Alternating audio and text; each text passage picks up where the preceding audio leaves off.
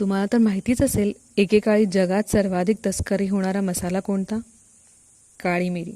एवढी महाग, एवढी दुर्मिळ की एकेकाळी हिला काळं सोनं म्हटलं जायचं, ब्लॅक गोल्ड. आता ती एवढी महाग नाही राहिली. माहितीये का, ती आमच्या शेतात उगवते. आज मी तुम्हाला दाखवणार आहे ती हिरव्या दाण्यापासून काळ्या मोत्यापर्यंत कशी बनते.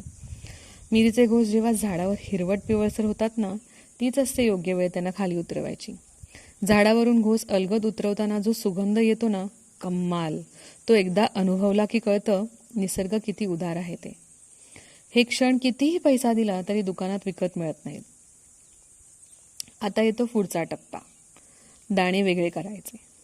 आणि यासाठी आमच्याकडे एक खास आणि सोपी पद्धत आहे बरं का. कापड अंगणात हंतरायचं, घोस त्यावर ठेवायचे, वर कापड झाकायचं आणि बेधुंद होऊन नाचायचं. बघा आमच्या काकींना, त्यांचा तो उत्साह, ती लय, हे ट्रॅडिशनल फार्मिंगचं खरं सौंदर्य आहे. मशीन्स नाही, केमिकल्स नाही, फक्त माणूस, माती आणि आनंद. आता येतो सर्वात महत्त्वाचा टप्पा, जो बहुतेकांना माहीतच नसतो. हिरव्या मिरीला थेट वाळवलं तर ती काळी होत नाही, होते पण एवढी नाही. त्यासाठी लागते उकळत्या पाण्याची प्रक्रिया. मिरी कापडात बांधा, मोठ्या भांड्यात पाणी उकळवा आणि फक्त 4 ते 5 मिनिटांसाठी त्या पाण्यात सोडा. बघता बघता हिरवी सालं मऊ होतात, आतील दाणे घट्ट होतात आणि मिरी आपलं खरं रूप घेण्यास तयार होते. उकळलेले दाणे थंड होऊ द्या, मग सावलीत पसरवा. थेट कडक उन्हात नाही बरं का, सावलीत 3-4 दिवसांसाठी. पहिल्या दिवशी हिरवट तपकिरी, दुसऱ्या दिवशी थोडे गडद आणि मग एक सकाळ उठता ते दाणे खडबडीत, चमकदार आणि गडद काळे झालेले असतात.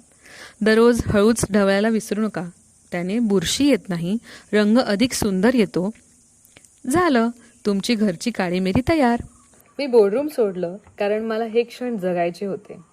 हिरव्या दाण्याचा काळ्या मोत्यापर्यंतचा प्रवास हा फक्त मिरीचा नाही, हा माझाही आहे. हा व्हिडिओ अशा व्यक्तीपर्यंत पोचवा जो शेती सोडून शहराकडे गेलाय, पण मातीशी त्याचं नातं अजूनही अतूट आहे. बोर्डरूम टू बानला सबस्क्राईब करा, कारण पुढचा प्रवास आणखी खास आहे.